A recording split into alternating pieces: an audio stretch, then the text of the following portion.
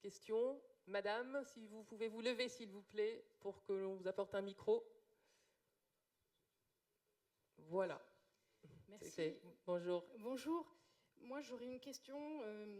Si vous voulez, l'objectif d'une école attentive aux élèves et visant leur réussite est vraiment partagé par tous et par tous les acteurs du monde éducatif. Mais j'ai une question, moi, sur les professeurs.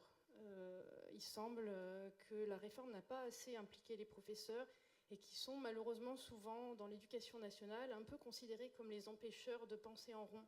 Et certains ont regretté un petit peu qu'on n'en ait pas davantage des professeurs du terrain dans le programme de ces journées.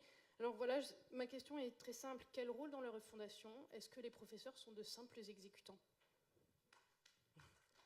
Qui souhaite répondre? Florence Robine, et puis Yves Durand pour conclure.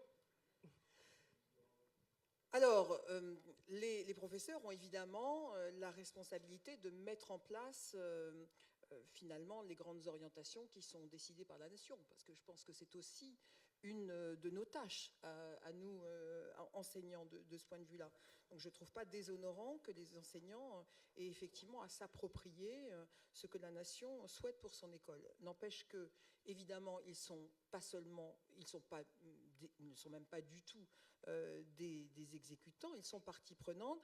Ça a été dit il y a quelques instants, en particulier, je crois que c'était une des grandes réussites, vous parliez de transparence du Conseil supérieur des programmes, que de largement associer les enseignants de terrain, mais aussi les cadres intermédiaires, je veux dire, qui ne sont pas disqualifiés. Les inspecteurs sont aussi des pédagogues, des formateurs, voilà, à la construction de ces cycles, des programmes, des attendus de programmes, du socle. Et je pense que ça n'était pas une démarche qui a été faite, en tout cas pas depuis des années, sous le contrôle de Claude Lelièvre. Donc oui, cette construction-là, elle s'est faite avec les enseignants. Quand je vois par exemple la façon dont nous avons mis en place l'éducation prioritaire, le référentiel de l'éducation prioritaire, il a été construit largement autour des assises de l'éducation prioritaire. Rappelons-nous, ces assises de l'éducation prioritaire, nous les avons tous organisées dans les académies, ils ont rassemblé des milliers de personnes qui ont débattu, et c'est à partir de ces assises-là qu'a été construit le référentiel et que sont désormais construites les formations.